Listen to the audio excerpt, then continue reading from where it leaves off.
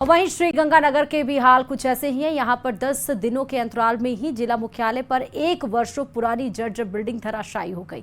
सदर बाजार में 70 से 80 साल पुरानी ये बिल्डिंग सुबह सुबह करीब 10 बजे भरभरा कर गिर गई। गनीमत रही कि बिल्डिंग में रहने वाली एक बुजुर्ग महिला हादसे से ठीक पहले बाहर आ गई थी, जिससे उसकी जान बच गई। प्रशासन और सिविल डिफेंस की टीम भी मौके पर पहुंची, मलबा हटाने का काम शुरू किया। अजमेर में बारिश से हाल बेहाल है। अजमेर की कई कॉलोनी जलमग्न है। वैशाली नगर, सागर विहार इलाके के कई घरों में पानी भर गया है। एसडीआरएफ, सिविल डिफेंस, नगर निगम की टीम रेस्क्यू कर रही है। तस्वीरें आपके सामने हैं। आप देखिए ड्रोन के जरिए जब ये तस्वीर अजमेर की कॉलोनियों के लिए गई तो चारों तरफ सिर्फ और सिर्फ पानी ही पानी नजर आया। कोई एक लेन ऐसा नहीं है जो छूटा हो जहां पर पानी ना हो। घरों में, सड़कों पर, दुकानों में हर जगह पानी पहुंच गया है।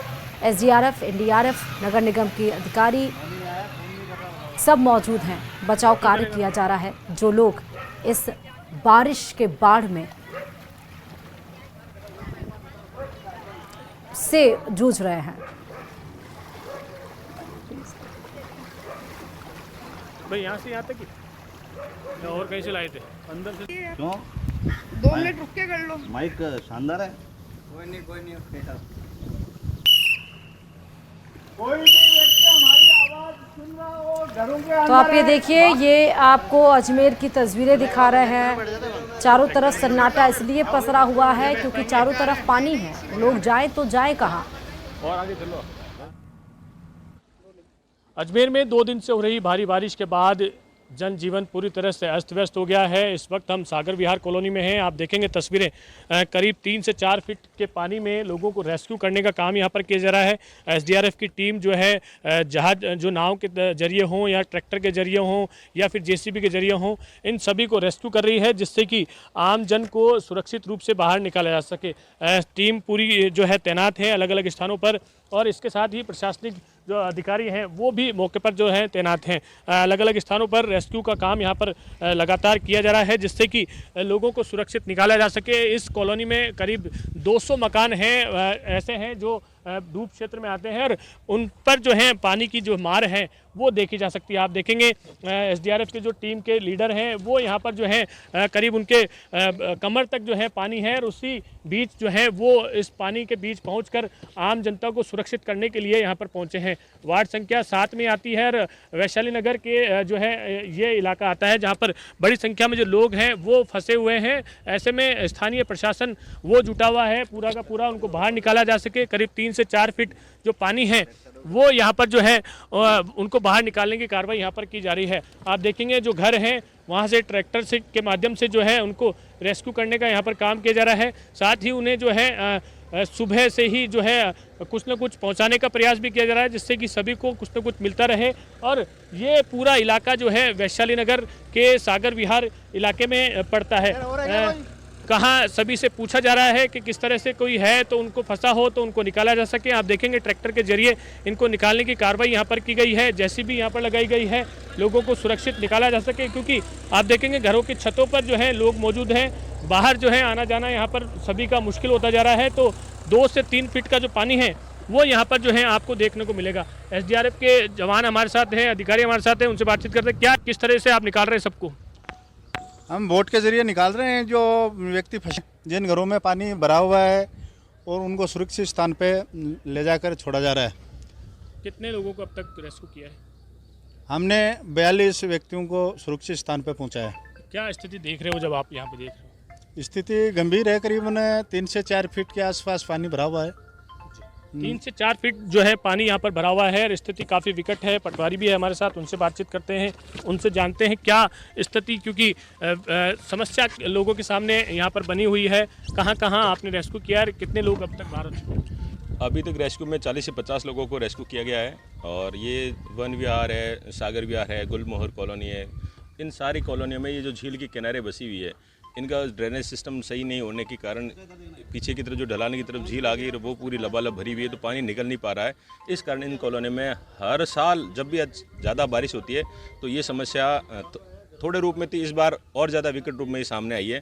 तो इन लोगों को परेशानी हो रही है, जिनके खाने पीने का सामान नहीं है, तो इन लोगों को बाहर रेस्क्यू करके शहर के अंदर कहीं छोड़ा जा रहा है सुरक्षित जगह पे, ताकि वो अपना जीवन यापन कर सकें। तो सुरक्षित सबको रखा जा सके, इसे लेकर तमाम जो टीमें हैं वो यहाँ पर जुटी हुई है। चाहे एसडीआरएफ की बात करें, सिविल डिफेंस की बात करें, नगर निगम की बात करें, शायद स्थानीय प्रशासन है वो भी यहाँ पर जुटा हुआ है। हम जहाँ खड़े हैं वोट के जरिए यहाँ पर आप देखेंगे किस तरह से लोगों से अपील की जा रही है कि वह अंदर रहें, और अगर कोई बाहर आना चाहता है तो उन्हें जो है वोट के जरिए, ट्रैक्टर के जरिए और तमाम जो संसाधन हैं वो यहाँ पर झोंक दिए गए हैं, क्योंकि 3 से 4 और कहीं कहीं मकानों में तो 5 फीट तक पानी भर गया है, तो उन्हें बाहर सुरक्षित रूप से निकालने की कार्रवाई जो है वो की जा रही है। कैमरा पर्सन कुशल सिंह के साथ अशोक सिंह, न्यूज़ 18 अजमेर। प्रदेश में बादलों का ब्रेक फेल हो गया है। झमाझम बारिश शहर से लेकर गांव और ठाड़ियों में जल सैलाब बह रहा है। सड़कें समंदर में तब्दील हो गई हैं, ड्राम ओवर फ्लो हो रहे हैं। आपकी टीवी स्क्रीन पर आपको 5 तस्वीरें दिखाई पड़ रही है, जो कि जोधपुर, दौसा, गंगापुर सिटी, अजमेर की तस्वीरें हैं। बूंदी की भी तस्वीरें हैं। आप देखिए कि कैसे अजमेर की तस्वीरें, जहां तक आपकी नजर जा रही है चारों तरफ से पानी पानी है और पानी का सैलाब भी आपको नजर आ रहा होगा। बस्तियों में बाढ़ जैसे हालात बने हुए हैं, बाजार, सड़कें सब जलमग्न हैं। अजमेर शहर डूबा डूबा नजर आ रहा है। जोधपुर के लूणी में देर रात से रुक रुक कर बारिश का दौर जारी है। जगह जगह जल भराव की स्थिति बनी हुई है। सरकारी विद्यालयों में पानी भर गया है। दौसा में भारी बारिश से मुराल बांध पर चादर चल रही है। मुराल बांध पर 9 इंच की चादर चल रही है। पिछले 41 साल में 5वीं मुराल बांध ओवरफ्लो हुआ है और इस बार केवल 33 दिन में बांध लबालब हो गया। लालसोट प्रशासन ने बांध के आसपास लोगों की आवाजाही पर रोक लगा दी है। बूंदी के नैनवा उपखंड में तेज बारिश के बाद दुगारी बांध पर चादर चल रहा है। और वहीं श्रीगंगानगर के भी हाल कुछ ऐसे ही हैं। यहाँ पर 10 दिनों के अंतराल में ही जिला मुख्यालय पर 1 वर्षों पुरानी जर्जर बिल्डिंग धराशायी हो गई।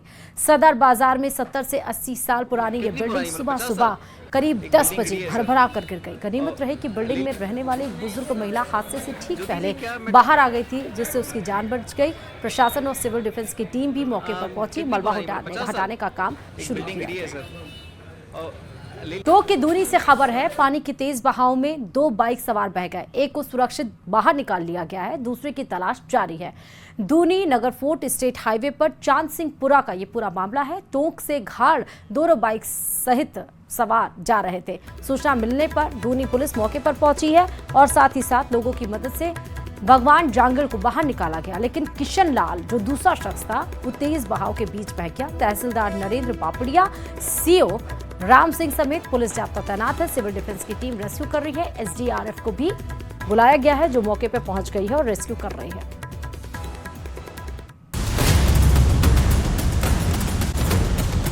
जालौर से बड़ी खबर, मंदिर के पास मजार का मामला गरमा चुका है। कथावाचक अभय दास से समझाइश विफल हो चुकी है।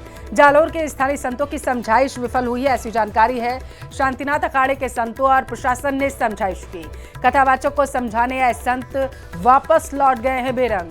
कथावाचक अभय दास महाराज ने 3 प्रमुख मांगे रखी। लाठीचार्ज करने वाले कांस्टेबल को निलंबित किया जाए। 2 पुलिस अधीक्षक एवं जिला कलेक्टर धरना स्थल पर पहुंचकर जिन कार्यकर्ताओं पर लाठीचार्ज हुई थी उनको माला पहनाएं। तीसरी है कि जिला कलेक्टर द्वारा अवैध मजारों की जांच की जाए। ये 3 मांगे बताया जा रहा है कि उनकी तरफ से रखी गई हैं और जिला कलेक्टर अवैध मजारों की जांच करे जो वहां पर बनी हुई हैं।